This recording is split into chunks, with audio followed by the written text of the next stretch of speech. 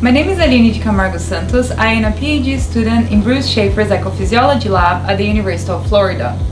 Here we focus on understanding the physiological mechanisms underlying plant responses to stress.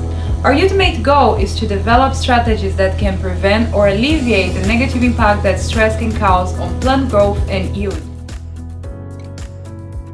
My research focuses on the application of stress priming to enhance peanut drought stress tolerance.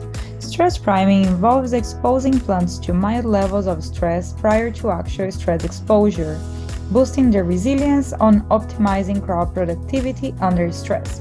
The analogy that we use here is that we are applying a vaccine to the plants, preparing them with low doses of stress in case they are exposed to stress in the future. I'm interested in applying two methods to pre-acclimate the plants to stress: water deficit priming and chemical priming. Water deficit priming is one method where plants experience mild levels of water stress during their vegetative stage. By reducing the irrigation to 60 to 70% of regular irrigation levels for 3 to 4 weeks and restoring full irrigation at the pre-flowering stage, we aim to reduce water usage while maintaining high yields. Additionally, I investigate whether this priming approach provides long-term benefits for plant tolerance during later stages of the crop cycle if the stress occurs again. The second strategy involves chemical priming using pheromones, which are natural compounds produced by the plants to activate stress responses. Here I have some examples as melatonin, salicylic acid, or brassinosteroids. By applying these compounds, our goal is to enhance plant health and vigor, enabling them to perform better when faced with water stress. And there are different methods to apply chemical priming by applying to the seed, root, or to the leaves. And here we selected to apply the pheromones to the seeds before we expose plants to stress.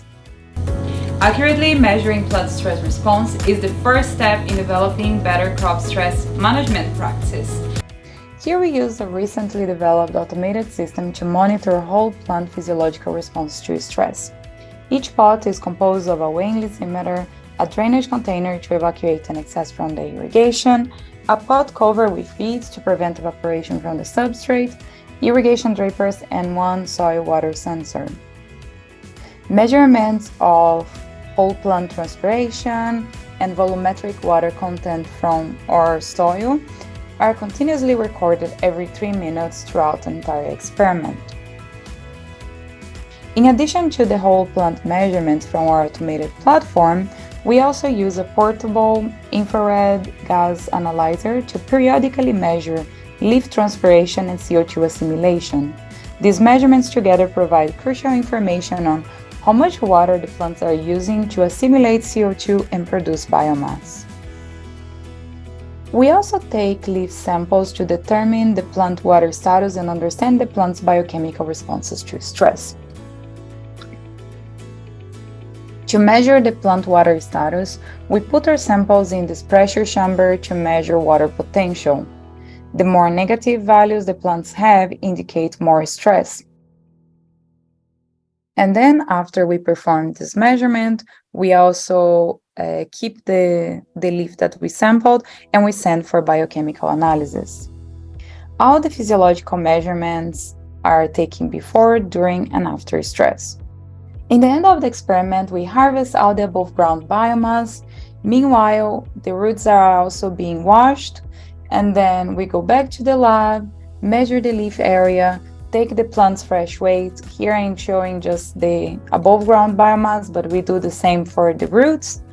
And then all the plant tissues is dry to determine the dry weight of above and below ground biomass, and to calculate root per shoot partitioning, basically how much the plant is partitioning between the above and below ground biomass. Once all the data is collected, I come back to the lab to get my spreadsheets and go to my office and start tabulating the data, working on data carpentry and analysis to generate tables and figures to interpret the results. First steps, the data visualization to give me an idea of how the plants are responding to the treatments. Any decrease in transpiration or water potential or any of the other variables that we are taking indicate that the plants are being affected by the stress. And here is where I determine if our priming strategies are being effective to improve the plant's tolerance to stress. As we face the challenges of climate change and the demands of a rapidly growing population, water scarcity becomes a pressing issue in food production. Understanding plant responses to stress and developing sustainable and practical stress management strategies will increase water availability for growing crops in the future and improve yield under stress.